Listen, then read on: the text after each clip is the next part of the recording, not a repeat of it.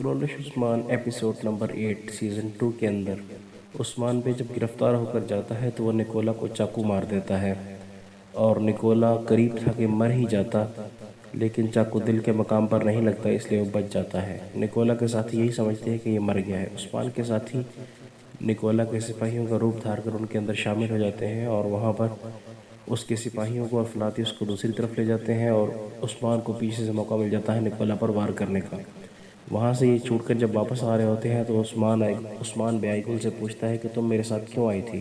تو آئیگل کہتی ہے کہ میں تمہاری سپاہی بننا چاہتی ہوں۔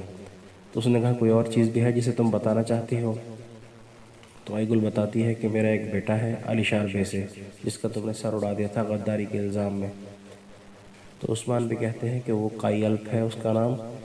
اور میں اس کا ماموں ہوں، میرا بھانجا ہے اور وہ ہمارا سپاہی بنے گا۔ ادھر فلاتیوس جب اس کے سینے سے خنجر نکالتا ہے تو وہ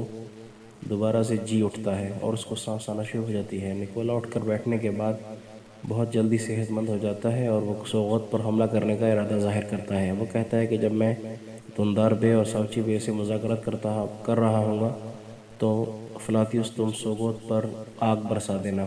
اور فلاتیوس ایسا ہی کرتا ہے اور بارود لے کر وہاں سے روانہ ہو جاتا ہے، جس کو راستے میں قمر الابدال دیکھ لیتا ہے، اور قمر الابدال بوران کے ذریعے سے عثمان بے کو خبر دیتا ہے کہ سوغوت پر حملہ ہونے والا ہے۔ ادھر عثمان جب پہنچتا ہے قبیلے کے اندر تو ساوچی بے اس پر ناراض ہوتے ہیں اور عثمان وہاں پر پہنچ کر قائی الپ کا اعلان کرتا ہے کہ اس کو ہم نے قبول کر لیا ہے، یہ قائی الپ ہے اور ایک نیا سپاہی آنے والا ہے۔ اور آئیگل اپنے بچے کو اٹھا کر سینے سے لگا لیتی ہے۔ عثمان کہتا ہے کہ قبیلے کے اندر ایک غدار موجود ہے، تو وہ سلجان خاتون اور بالا خاتون دونوں سے وہ کہتا ہے کہ تم لوگ، مجھے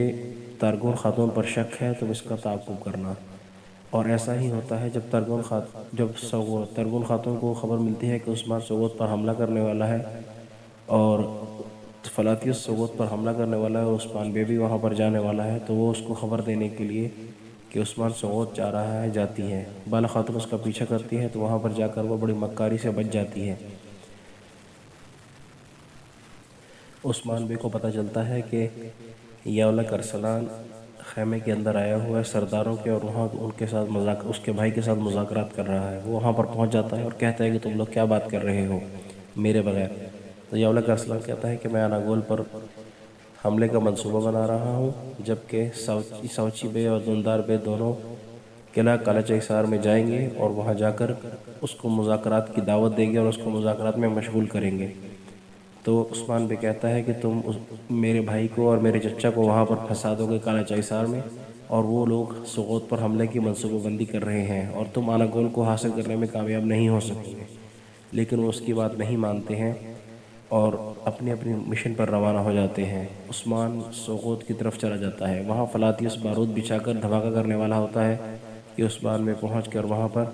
سب کچھ کنٹرول میں کر لیتا ہے اور فلاتیوس کو گرفتار کر لیتا ہے، اور فلاتیوس سے کہتا ہے کہ میرا بھائی اور وہ دندار بے قلعہ کالچا حصار گئے ہیں، میں تمہیں دے کر ان کو چھڑاؤں گا۔ ادھر دندار بے اور ساوچی بے جب کالچا حصار پہنچتے ہیں تو جو نکولا ہے وہ دندار بے کے ہاتھ میں چاقو مار دیتا ہے تھوڑی سی تلخ کلامی کے بعد، اور ان کے منہ پر مٹی مل دیتا ہے اور ان کو